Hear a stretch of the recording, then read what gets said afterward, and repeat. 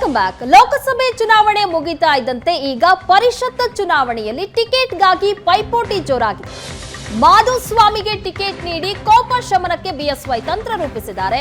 ಮಾಧುಸ್ವಾಮಿ ಸ್ಪರ್ಧೆಗೆ ಸ್ಥಳೀಯ ಶಾಸಕರಿಂದಲೇ ಅಡ್ಡಗಾಲು. ಮಾಧುಸ್ವಾಮಿ ಸ್ಪರ್ಧೆಗೆ ಸ್ಥಳೀಯ ಶಾಸಕರಿಬ್ಬರಿಂದ ವಿರೋಧ ವ್ಯಕ್ತವಾಗಿದೆ. ಲೋಕಸಭೆ ಟಿಕೆಟ್ ಕೈ ತಪ್ಪಿ ಅಸಮಾಧಾನಗೊಂಡಿದ್ರು ಮಾಧುಸ್ವಾಮಿ. ಹೀಗಾಗಿ ಪರಿಷತ್ ಚುನಾವಣೆಗೆ ಟಿಕೆಟ್ ಕೊಡೋದಾಗಿ ಬಿಎಸ್ವೈ ಭರವಸೆ ನೀಡಿದ್ರು. ಆದ್ರೆ ಈಗ ಅವರಿಗೆ ಟಿಕೆಟ್ ಕೊಡೋದು ಬೇಡ ಅಂತ ಇಬ್ರು ಶಾಸಕರು ಹೇಳ್ತಾ ಇದ್ದಾರೆ. ಮಾಧುಸ್ವಾಮಿ ಲೋಕಸಭೆಯಲ್ಲಿ ಅಭ್ಯರ್ಥಿ ಪರ ಪ್ರಚಾರ ನಡೆಸಿಲ್ಲ. ಶಾಸಕರಾದ ಜಿಬಿ ಜ್ಯೋತಿ ಗಣೇಶ್ ಹಾಗೆ ಬಿ ಸುರೇಶ್ ಗೌಡ ಈ ರೀತಿ ದೂರು ಕೊಟ್ಟಿದ್ದಾರೆ. ಮಾಧುಸ್ವಾಮಿಗೆ ಟಿಕೆಟ್ ತಪ್ಪಿಸೋದಕ್ಕೆ ಇಬ್ಬರು ಶಾಸಕರು ಈಗ ಕಸರತ್ತನ್ನ ನಡೆಸ್ತಾ ಇದ್ದಾರೆ. ಎಸ್, ವಿಧಾನ ಪರಿಷತ್ ಚುನಾವಣೆಯಲ್ಲಿ ಭಾರಿ ಪೈಪೋಟಿ ಆಗ್ತಾ ಇದೆ. ಮಾಧುಸ್ವಾಮಿ ಸ್ಪರ್ಧೆಗೆ ವಿರೋಧವನ್ನ ಸ್ಥಳೀಯ ಶಾಸಕರೇ ವ್ಯಕ್ತಪಡಿಸ್ತಾ ಇರೋದ್ರಿಂದಾಗಿ ಏನಾಗುತ್ತೆ ಅನ್ನೋದೇ ಕುತೂಹಲ ಮೂಡ್ತಾ ಇರುವಂಥದ್ದು. ಪರಿಷತ್ನ 11 ಸ್ಥಾನಗಳಿಗೆ ನಡೀತಾ ಇರುವಂತಹ ಚುನಾವಣೆ ಇದು. ಜೂನ್ 3 ನಾಮಪತ್ರ ಸಲ್ಲಿಕೆ ಕೊನೆ ದಿನ. ಇವತ್ತಿನಿಂದ ನಾಮಪತ್ರ ಸಲ್ಲಿಕೆ ಆರಂಭ ಆಗ್ತಾ ಇದೆ.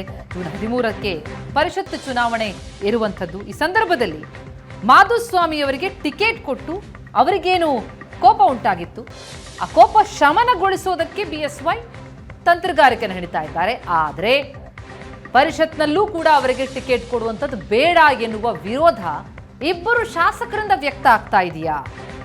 ಜ್ಯೋತಿ ಗಣೇಶ್ ಮತ್ತು ಬಿ ಸುರೇಶ್ ಗೌಡ ದೂರು ಕೊಟ್ಟಿದ್ದಾರಾ? ರಾಜ್ಯ ನಾಯಕರಿಗೆ ತುಮಕೂರು ಶಾಸಕರು ಮೌಖಿಕವಾಗಿ ದೂರು ಕೊಟ್ಟಿದ್ದಾರೆ ಎನ್ನುವಂತಹ ಮಾಹಿತಿಗಳು ಸಿಗ್ತಾ ಇದೆ. ಹಾಗಿದ್ರೆ ಈ ದೂರಿಗೆ ಮನ್ನಣೆ ಕೊಟ್ಟು ಮಾಧುಸ್ವಾಮಿ ಅವರಿಗೆ ಹಾಗಿದ್ರೆ ಟಿಕೆಟ್ ನೀಡೋದಿಲ್ವಾ ಅನ್ನೋದೇ ಸದ್ಯದ ಕುತೂಹಲ.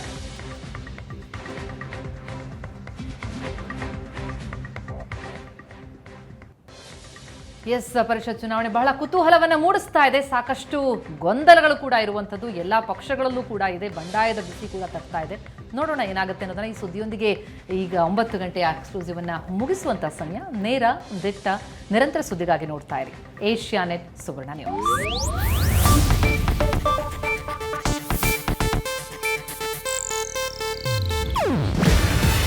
ಇದು ಏಷ್ಯಾನೆಟ್ ನ್ಯೂಸ್ ನೆಟ್ವರ್ಕ್ ಪ್ರಸ್ತುತಿ.